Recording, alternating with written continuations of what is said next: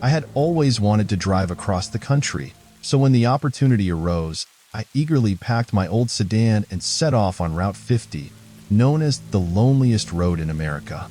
The early days of my journey were filled with breathtaking landscapes, quaint towns, and the freedom of the open road. My camera captured each moment, from sprawling vistas to fleeting wildlife. As I delved deeper into Nevada, the vast stretches of isolation began to weigh on me. The further I drove, the sparser the towns became, and encounters with other travelers grew increasingly rare. It was just me, the road, and an unending barren landscape. One twilight, as the sun dipped behind distant mountains, casting elongated shadows across the asphalt, I noticed a figure by the roadside. Despite my usual caution, the sight of the lone woman, thumb outstretched in classic hitchhiker fashion, piqued my curiosity and concern. She seemed so utterly out of place in the vast emptiness. She was young, likely in her 20s, with a worn backpack and a look of weary determination. "Thanks for stopping," she said as she slid into the passenger seat. "I'm heading to Austin. How far are you going?" "Across Nevada," I replied, intrigued by her presence on such a desolate stretch. Our initial silence soon gave way to conversation as she shared her journey. She was a writer, exploring America to gather stories for a novel about road trips. Her tales were vibrant, peppered with intriguing characters and narrow escapes. However, as night enveloped us, her stories darkened, turning to legends of haunted locales and eerie happenings. She spoke of an upcoming town on our route, a place forgotten by time and laden with ghost stories. "They say it's haunted," she whispered, a chill seeming to enter the car with her words. "Strange things happen to those who pass through at night." Skepticism aside, her intensity stirred a disquiet within me. As we approached the town, its dimly lit streets deserted and buildings boarded up, dread settled over me. "That's the motel," she pointed out ominously. "People who stay there don't leave the same." Curiosity battled with my nerves. "Should we check it out?" I half joked. Her gaze turned serious. "Some stories are better left alone," she advised, staring out the window. We drove through without stopping, the town receding into the darkness behind us. At a crossroad, as dawn began to break, she asked to be let out. "Thanks for the ride," she said, stepping out. "Be careful on these roads. Not all who wander are lost, but some are meant to stay that way."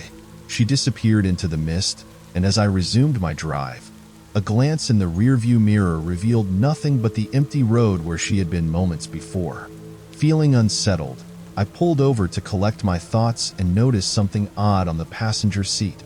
A small, worn notebook, the kind a writer might carry. Curious, I flipped it open to find it filled with handwritten notes, poems, and snippets of conversations, some of which recounted the tales she had shared with me. On the last written page, a chilling message stood out: "Thank you for the ride. Please don't forget me." Shaken, I stopped at the next town. While grabbing a coffee, I mentioned the hitchhiker to the waitress, showing her the notebook. Her face paled as I described the woman and where I had picked her up. "You sure about where you saw her?" she asked, her voice trembling. "Because that description matches a girl who used to live around here. Thing is, she died on that road nearly 10 years ago in a hit and run. People say her spirit still hitches rides, trying to make her way home." The news sent chills down my spine. I left the diner quickly, the notebook weighing heavily in my pocket.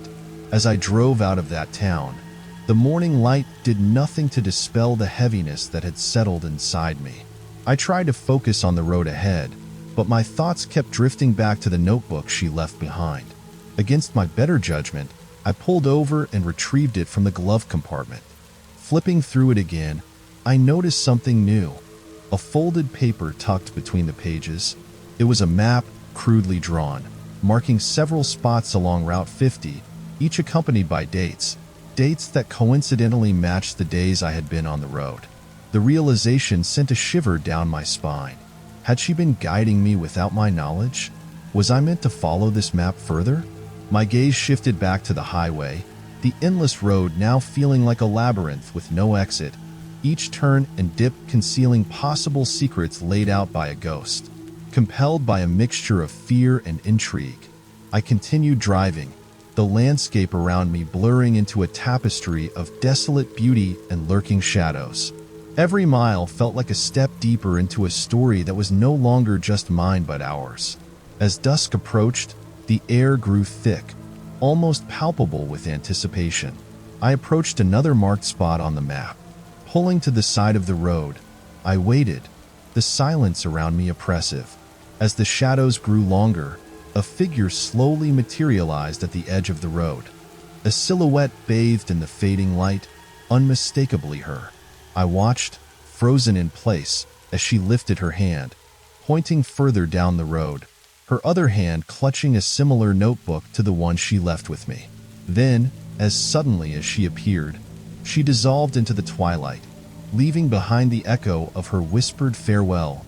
Follow the road less traveled, find the stories untold. Now, every time I set out on the road, with the notebook as my guide, I can feel her presence, a silent passenger steering me toward destinations unknown. The road stretches endlessly before me, each journey blurring the lines between the living and the spirits who wander, forever imprinting their tales on the fabric of the lonely highways.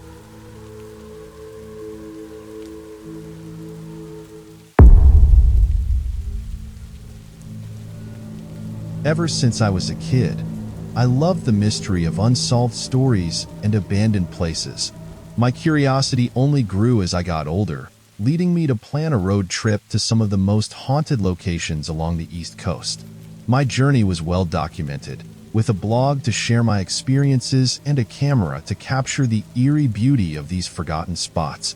My route was dotted with old mansions, deserted hospitals, and legendary forests, but the highlight was supposed to be the abandoned town of Harper's Grove, hidden deep in the mountains of Virginia. Local lore claimed the town vanished from most maps after a mysterious plague in the 1920s wiped out its population. As I approached the coordinates of Harper's Grove, the dense fog became almost palpable, swirling around my car like wraiths in the night. The GPS flickered erratically before losing signal, a common enough occurrence in remote areas, but unsettling given my destination. Finally, a faded sign emerged from the mist, "Welcome to Harper's Grove." The town looked like it had been frozen in time, its buildings and homes shrouded in overgrowth and decay. I parked near what looked like the main square, grabbing my camera and flashlight. Exploring the town was like walking through a ghost story. Each building held the echo of past lives, and the silence was so profound it felt like a physical presence.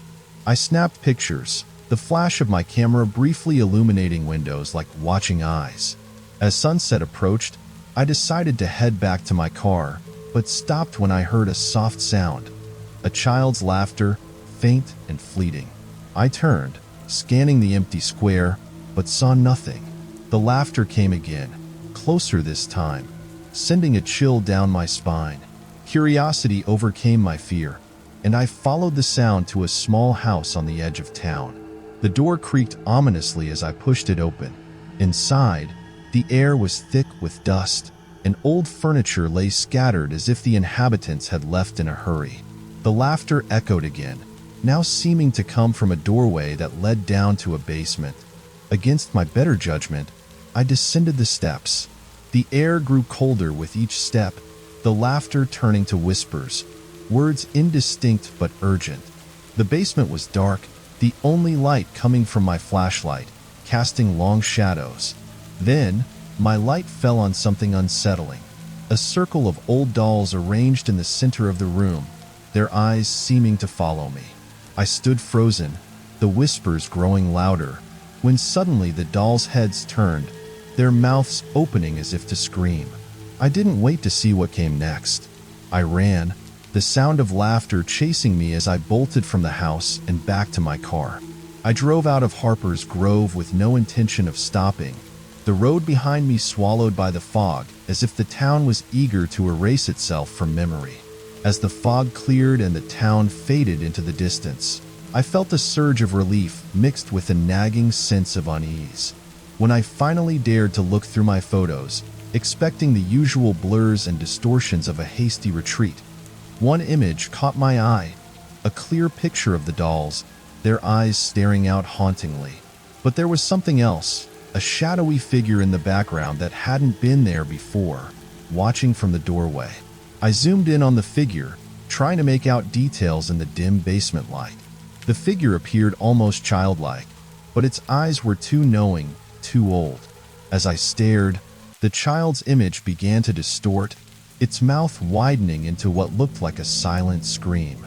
I dropped the camera, heart racing, as a cold draft swept through the car, despite all windows being tightly shut.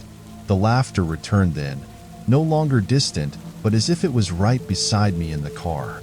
I spun around, expecting to see someone, or something, sitting in the passenger seat. But I was alone, or so it seemed. The temperature dropped, and every mile I drove away from Harper's Grove, the laughter grew fainter, yet never completely disappearing. Now, every time I set out on a new journey, no matter how far from Virginia, whenever the sun sets and the shadows lengthen, that chilling laughter echoes softly from the back seat. Despite my best efforts to sell the car, to leave it behind, no buyer ever follows through. They complain of an uncomfortable feeling, an inexplicable dread that washes over them when they approach.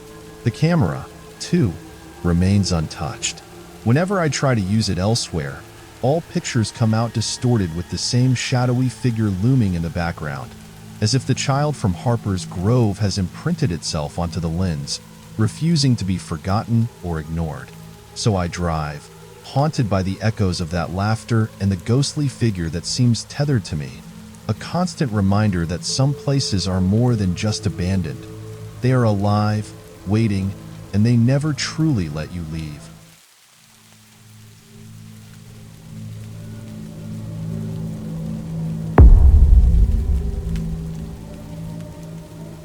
I've always been drawn to the roads less traveled, those forgotten stretches of highway that promise more than just scenic views. They whisper secrets of the past. My latest journey took me to the Pacific Northwest, a region renowned not only for its lush landscapes, but also for its folklore brimming with tales of mysterious happenings and unexplained phenomena. My destination was Eldritch Creek, a place shrouded in local legends and said to be cursed by the townsfolk of the nearby settlement of Greystone. The drive was long and rainy, typical for this part of the country. As I navigated the winding roads, the dense forest seemed to close in around me, the mist hanging low like a veil. It was mid-afternoon when I reached Greystone, a quaint, slightly run-down town that seemed to cling stubbornly to its secrets. I stopped at a small diner for a quick bite and to gather some information. The locals were friendly but reserved, and when I mentioned Eldritch Creek, their warmth turned to caution. "Why would you want to go there?" the waitress asked, her eyes narrowing slightly. "People don't go there much, not anymore." Her tone was ominous enough to pique my curiosity further. Armed with vague directions and multiple warnings, I continued on. The road to Eldritch Creek was less a road and more a path, barely visible through the overgrowth. It took me deep into the heart of the forest, where the trees seemed to absorb every sound, creating an oppressive silence. As I approached the creek, the air grew colder, and the forest seemed to darken, despite it being early in the day. I parked my car and ventured on foot, the sound of the creek's flowing water guiding me through the dense thicket. When I finally reached Eldritch Creek, it was nothing like I had imagined. It was spectacular, with water so clear it looked like glass, flowing over smooth pebbles and around gnarled tree roots. But there was something unsettling about the tranquility, something that didn't quite feel right. I set up my camera to capture the eerie beauty of the place, but just as I pressed the shutter, a chill ran down my spine. I turned slowly, half expecting to see someone behind me, but there was no one, just the whisper of the wind through the trees.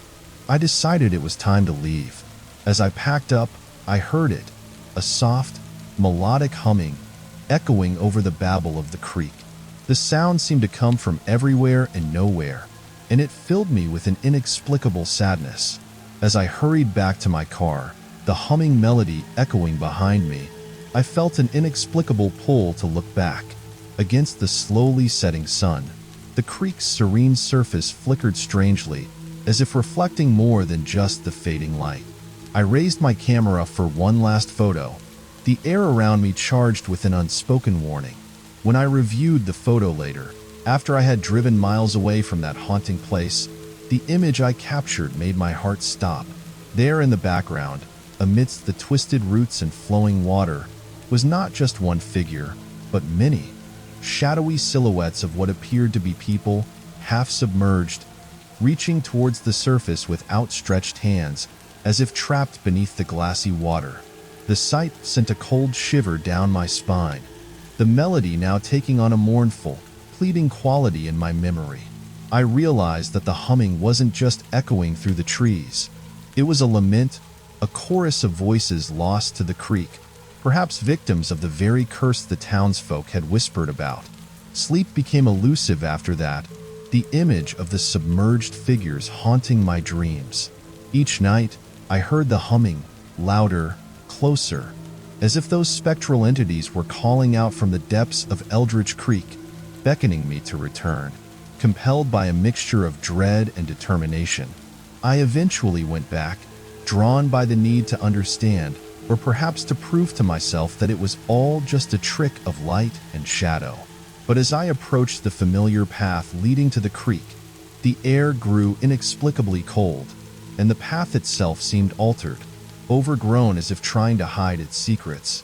When I reached the spot where I had seen the figures, the water was disturbingly still, the humming silent. I waited, camera in hand, but the tranquility was unbroken.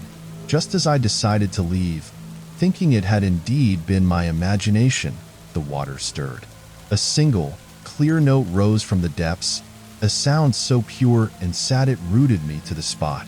Then, the figures emerged again, more distinct this time, their features etched with sorrow and longing. I snapped photo after photo, the camera's shutter capturing what my mind still struggled to accept. They were there, and they were real. I left Eldritch Creek that day, the haunting images stored on my camera, the melody imprinted in my soul. The locals avoid my questions now, their eyes filled with a mix of fear and pity.